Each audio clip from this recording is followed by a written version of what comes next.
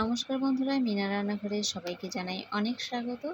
আজ আমি আপনাদের মোরব্বা বানিয়ে দেখাবো। আজ কিন্তু আমি চাল কুমড়ো দিয়ে মোরব্বা বানাবো না, আজ আমি আপনাদের তরমুজের খোসা দিয়ে মোরব্বা বানিয়ে দেখাবো।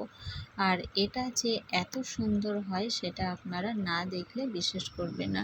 তো তার জন্য ভিডিওটা প্লিজ কেউ স্কিপ করবেন না, স্কিপ না করে পুরো ভিডিওটি দেখতে থাকুন। তো এখানে আমি কয়েকটা তরমুজের খোসা নিয়েছি, আর এগুলো একটু মোটা ধরনের দেখে নিয়েছি। আর যে উপরে যে সবুজ অংশটা সেটা এভাবে বটি দিয়ে আমি ছাড়িয়ে নিচ্ছি। তো উপরের খোসাটা এভাবে ছাড়িয়ে তারপর আমি চলে আসছি। তো খোসাটা ছাড়িয়ে এবার এটা ধুয়ে নিয়েছি, আর তারপর একটা কাঁটা চামচ দিয়ে এভাবে ছিদ্র ছিদ্র করে নিচ্ছি, কারণ এরপর এটা সেদ্ধ করব। আর এভাবে ছিদ্র ছিদ্র করে দিলে সেদ্ধ হতে বেশি সময় লাগবে না। আর তারপর সেদ্ধ হবার পর যখন আমি চিনি দিয়ে এটাকে আর একটু জাল করব, তখনও চিনির শিরাটা এর ভেতর খুব ভালোভাবে মিশে যাবে। তো তার জন্য ছিদ্র ছিদ্রটা করে নিচ্ছি। তো এভাবেই আমি সবকটা এভাবে ছিদ্র করে নিচ্ছি। আর দেখুন, এই যে এইভাবে চাপলে কিন্তু এর ভেতর থেকে জল পড়ছে। তো এখানে আমি একটা পাত্র নিয়ে নিয়েছি, আর তাতে জলও দিয়ে দিয়েছি, আর এর ভেতরে দিয়ে দিচ্ছি চুন। পানের সাথে যে চুন খাওয়া হয় সেই চুনই এই জলের সাথে ভালো করে মিশিয়ে এবার ছিদ্র করে রাখা তরমুজের খোসাটা এর ভেতরে দিয়ে একটা ঢাকনা দিয়ে এটা আমি সারা রাত ভিজিয়ে রাখবো। কমপক্ষে এটা 6 থেকে 7 ঘন্টা ভিজিয়ে রাখলে ভালো হয়। তো আমি এটা সারা রাত ভিজিয়ে রেখেছিলাম। আর তারপর দেখুন, এই যে এটা একটু তুলে এবার যতক্ষণ না পরিষ্কার জল বেরোবে ততক্ষণ এটা ভালো করে ধুয়ে নিতে হবে। তো আমি বারবার জল পাল্টে এভাবে ধুয়ে নিচ্ছি। আর এটা কিন্তু একদমই নরম হয়ে গেছে, কিন্তু তাই বলে যে সেদ্ধ না করে চলবে সেরকমটা কিন্তু নয়। দেখতে অনেকটা নরম হয়েছে, কিন্তু ভেতরটা কিন্তু শক্তই আছে। তো আমি ভালো করে এটা জল দিয়ে ধুয়ে নিচ্ছি, এভাবে চেপে চেপে, যাতে ভেতরে বেশি জল না থাকে। দেখুন, আপনারা দেখে নিশ্চয়ই বুঝতে পারছেন যে এটা যেভাবে ভাঁজ করছি সেভাবেই ভাঁজ হয়ে যাচ্ছে, এতটাই ভালো এটা নরম হয়েছে।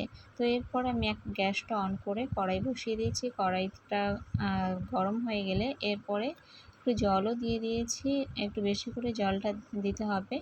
আর তারপর আমি এই তরমুজের খোসাটা এর উপরে দিয়ে দিলাম জলের উপরে। আর এরপর ঢাকনা দিয়ে আমি 25 থেকে 30 মিনিট মতো জাল করেছি।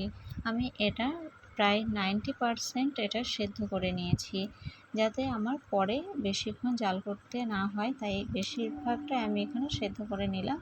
আর এটা সেদ্ধ হয়ে গেছে, এবার আমি এগুলো তুলে নিচ্ছি।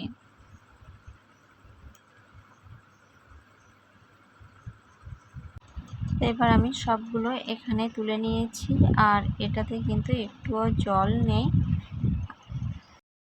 এটা যদি এরকম বড় না রাখতে চান তো এর থেকে ছোট পিস করে নিতে পারেন, কোনো অসুবিধা নেই। আর এই গরম অবস্থায় আমি এর ওপরে দিয়ে দিয়েছি 1.5 থেকে 2 কাপ মতো চিনি, আর একটা এলাচ একটু থেতো করে দিয়েছি।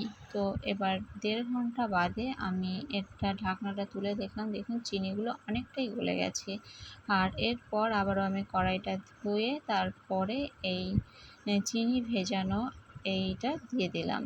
দিয়ে তারপর আমি গ্যাসটা অন করে এবার আস্তে আস্তে এটা আমি অনবরত এভাবে নাড়তে থাকবো, যতক্ষণ না চিনিটা এই তরমুজের খোসার সাথে একদম লেগে না যাচ্ছে ততক্ষণ আমি এটা জাল করব, একদম শুকিয়ে নেব আর কি। আমি কিছুক্ষণ এটাকে জাল করেছি, আর যতক্ষণ না চিনির শিরাটা শুকিয়েছে ততক্ষণ আমি এভাবে নাড়াচাড়া করে গেছি। আর এটাই দেখুন একদম রেডি। এবার আমি একটা ছিদ্রযুক্ত পাত্রে নামিয়ে নিয়েছি, যদিও বা এতে কোনো এক্সট্রা জল নেই। তো এটা আমি সারাদিনই এটা শুকিয়ে নিয়েছি। আর তারপর ফাইনালি দেখুন, এই যে আপনাদের একটু কেটে দেখাচ্ছি।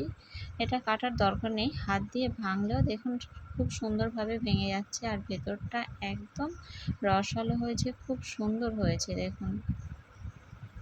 এটা যদি কেকের ভেতরে দেওয়া হয় তো কেউ বুঝতেই পারবে না যে এটা তরমুজের খোসা দিয়ে মোরব্বাটা তৈরি।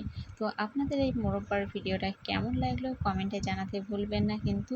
আর ভালো লাগলে একটা লাইক করে দেবেন আর প্রিয়জনদের সাথে শেয়ার করে দেবেন। তো আজকের মতো ভিডিওটা এখানেই শেষ করছি। দেখা হবে পরের নতুন কোনো ভিডিওর সাথে। ততক্ষণ সবাই ভালো থাকবেন, সুস্থ থাকবেন।